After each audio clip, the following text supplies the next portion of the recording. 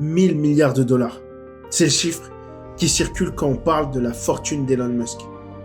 Mais est-ce qu'il peut vraiment utiliser cet argent comme un simple compte en banque? Non. Une grande partie de sa richesse, elle vient de ses actions Tesla et de SpaceX. Et c'est pas des billets disponibles immédiatement. Si Musk vendait trop d'actions d'un coup, leur valeur pourrait chuter et sa fortune aussi. Mais cette richesse, elle n'est pas totalement fictive.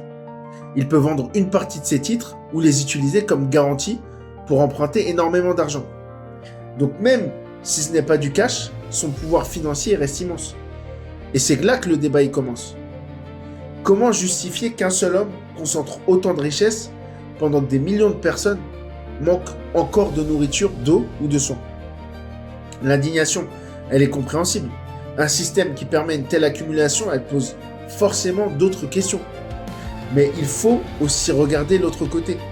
Musk, il a bâti sa fortune avec des entreprises qui ont transformé des secteurs entiers.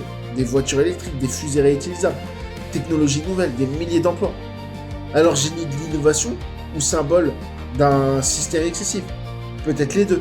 Parce que sa fortune, c'est pas un chèque qu'il peut dépenser demain matin, mais elle représente un pouvoir énorme, influencer des marchés, attirer des capitaux, orienter des industries. Au fond, ce débat, ça parle pas seulement d'Elon Musk, ça parle de notre monde. La vraie question, c'est pas est-ce qu'il est trop riche? C'est plutôt que faisons-nous d'un système où il y a quelques fortunes qui sont privées qui peuvent peser autant que des États?